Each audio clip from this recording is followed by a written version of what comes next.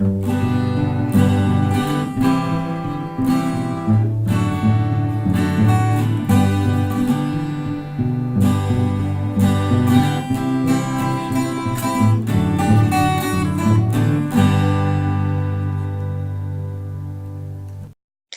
again, yes, it's me.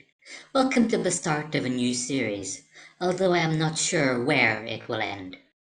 From time to time, there exists a brief moment of balance, a point where an example appears which contrasts to the norm and gives the other side a glimpse of what their other half experiences on a regular basis. And when it hits, it can hit hard. These events may be shocking or entertaining. Either way, I think they should be on record. Therefore, let us continue to episode 1. This just dropped into my lap on Monday, and I never look a gift horse in the mouth. So, jobless graduate who lived off her rich ex-girlfriend wins half of £1.7 million home. Ooh, that's gotta sting. An unemployed law graduate who was accused of using her rich girlfriend as a cash cow has won a legal fight for half of their £1.7 million former home. Sri Ladwa, I hope that's how it's pronounced, 43, was lavished with expensive jewellery and hundreds of thousands of pounds in cash during a 16-year relationship with Beverly Chapman. Miss Chapman, 46, bankrolled her luxury lifestyle, buying Miss Ladwa an Aston Martin for her birthday and paying off the mortgage on their home in Chingford. That would make them about their mid-20s when they first came together. But when the couple split in 2016, Miss Chapman wanted to claim the house as her own, insisting she had put it in both their names only after being pestered by Miss Ladwa. That was probably her biggest mistake right there. She argued that the law graduate Miss Ladwa had not done a proper day's work during their time together. Yeah, she really didn't have a clue, did she? But Judge Stephen Murch at Central London County Court ruled in favour of Miss Ladwa, who argued she had been the housewife in the relationship likened to a traditional marriage. Is it really PC to call someone a housewife? Would the courts ever consider a man in a similar situation to be a house husband? Further on that thought, she was titled housewife despite the fact of the biological impossibility of them having children together and, most likely, the high probability that help was hired to do any significant cleaning. So what exactly did she do?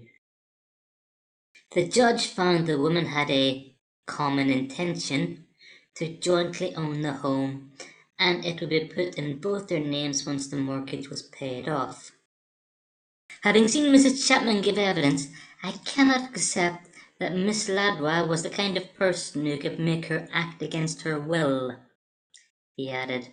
Unfortunately, I was left with the impression that Miss Chapman was convinced herself that her version of events is to be preferred, regretting what she now perceives to have been undue generosity when she was in a relationship with Miss Ladwa. The couple started dating in 2000 when Miss Chapman was working in her family's building firm and Miss Ladwa was a third-year university law student. She did not go on to a career in law, and time spent at a cookery college, Le Cordon Bleu, did not lead to employment either, the court heard. The Chingford home was bought in 2007 for $1.4 million in Miss Chapman's name and transferred to joint ownership about a year later. I know. Miss Chapman said she gave Miss Ladwa almost $400,000 during the relationship, as her partner had only a 25,000 a year allowance from her mother. Hang on. Only 25,000 is an actual annual wage for many people actually going out and doing something with their lives. Miss Ladwa told the court she had tried hard to get a solicitor's training contract and had never hassled her partner over the house. They have told me it would be easier to secure the mortgage if it was just in her sole name, she said. It was always going to be our house, our future home. I trusted her. She said there had been at least 2 marriage proposals, including 75,000's worth of engagement rings. Let that sink in, guys. You do not even have to be married to get screwed over royally. In the court case, Miss Chapman also tried to reclaim designer shoes, bags, and jewellery by Cartier, Christian Dior, and Louis Vuitton, as well as proceeds of the sale of an Aston Martin. She argued the gifts, valued at around 130,000, were loans, but Judge Murch said he did not agree the two women at any stage regarded them as a loan. He added, "My reason for this is that they were at all times in a relationship in which they understood perfectly that Miss Chapman had greater wealth. It can never be envisaged that Miss Ladva would pay them back. I cannot conclude that it was ever discussed. The ruling means Ms. Ladva is entitled to a half share of the house and does not have to return the gifts."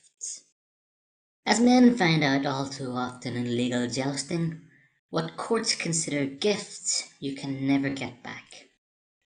This might be a case of more money than sense, but these situations are a common reality for many non-females. I do not want anyone to get the wrong idea here. I am not just pointing and laughing at this situation. I do have sympathy for the one who has been funding a freeloader who in the end turned around to bite her in the ass.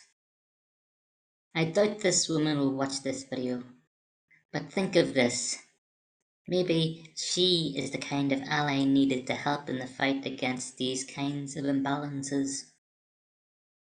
Who knows? Beverly, if you are listening, feel free to reach out. We are open for dialogue.